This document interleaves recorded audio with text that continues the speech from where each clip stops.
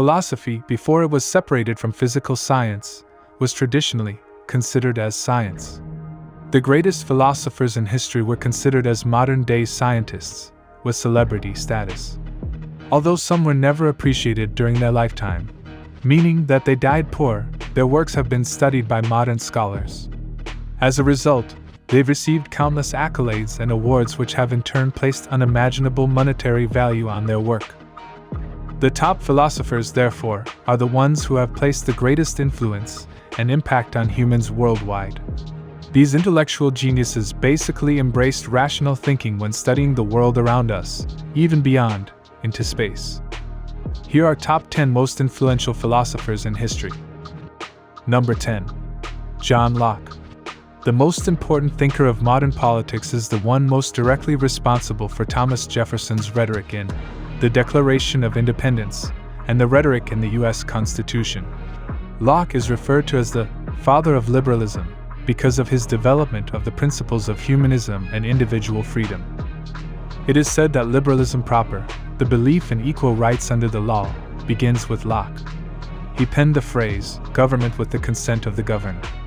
His three natural rights, that is, rights innate to all human beings, were and remain life, liberty, and estate. Number 9. Epicurus. Epicurus has gotten a bit of an unfair reputation over the centuries as a teacher of self-indulgence and excess delight. He was soundly criticized by many Christian polemicists. This occurred especially during the Middle Ages because he was thought to be an atheist. He advocated the principle of refusing belief in anything that was not tangible, including any god. He also advocated a version of the Golden Rule: it is impossible to live a pleasant life without living wisely and well and justly, agreeing either to harm nor be harmed, and it is impossible to live wisely and well and justly without living a pleasant life. Wisely, at least for Epicurus, would be avoidance of pain, danger, disease, etc.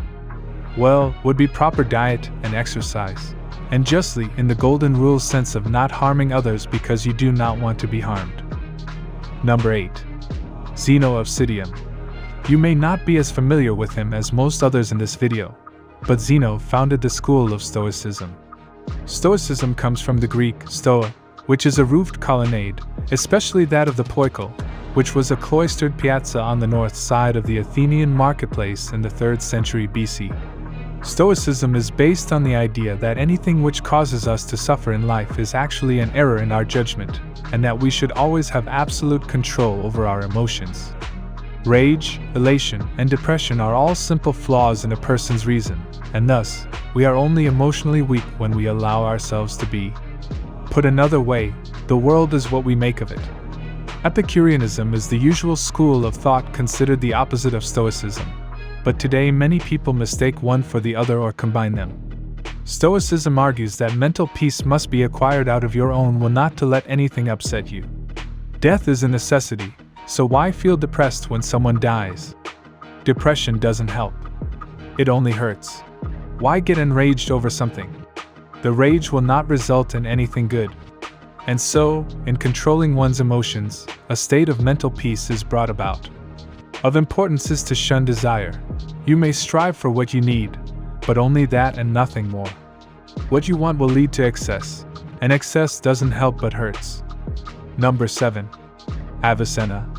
His full name is Abu al-Hussein ibn Abdallah ibn Sina, the last two words of which were Latinized into the more common form in Western history.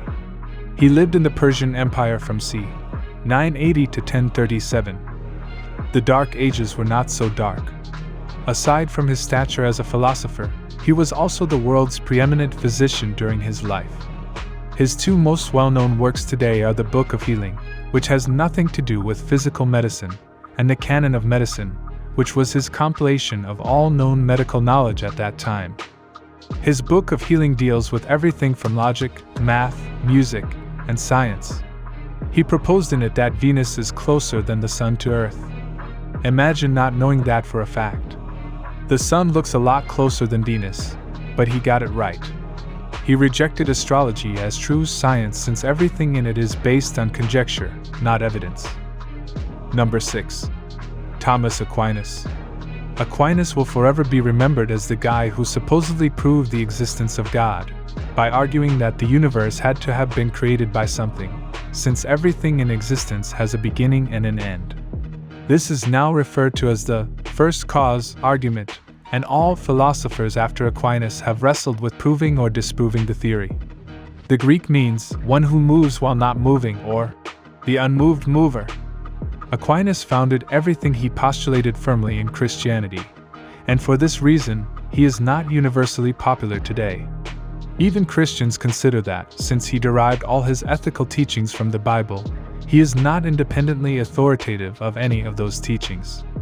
But his job, in teaching the common people around him, was to get them to understand ethics without all the abstract philosophy. Number 5. Confucius. Master Kongqiu, as his name translates from Chinese, lived from 551 to 479 BC and remains the most important single philosopher in Eastern history. He espoused significant principles of ethics and politics in a time when the Greeks were espousing the same things. We think of democracy as a Greek invention, a Western idea, but Confucius wrote in his Analects that the best government is one that rules through rights and the people's natural morality, rather than by using bribery and coercion. This may sound obvious to us today, but he wrote it in the early 500s to late 400s BC. It is the same principle of democracy that the Greeks argued for and developed. The people's morality is in charge, therefore, rule by the people. Confucius defended the idea of an emperor but also advocated limitations to the emperor's power. The emperor must be honest, and his subjects must respect him, but he must also deserve that respect. If he makes a mistake, his subjects must offer suggestions to correct him, and he must consider them. Any ruler who acted contrary to these principles was a tyrant, and thus a thief more than a ruler. Number 4. René Descartes. Descartes lived from 1596 to 1650, and today he is referred to as the father of modern philosophy. He created analytical geometry, based on his now immortal Cartesian coordinate system, immortal in the sense that we are all taught it in school and that it is still perfectly up to date in almost all branches of mathematics. Analytical geometry is the study of geometry using algebra and the Cartesian coordinate system. He discovered the laws of refraction and reflection.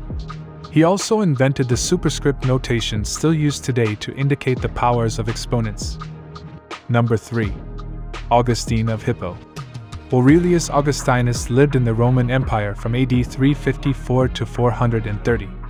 In 386, he converted to Christianity. He was a teacher of rhetoric and became the bishop of the city of Hippo.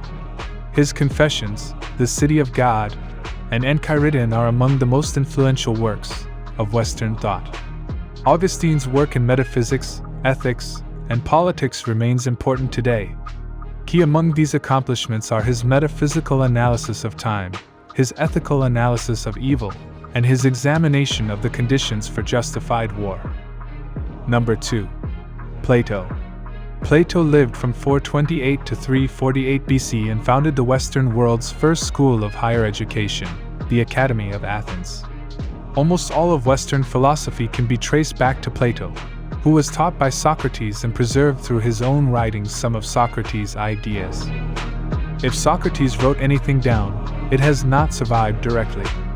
Plato and Xenophon, another of his students, recounted many of his teachings, as did the playwright Aristophanes.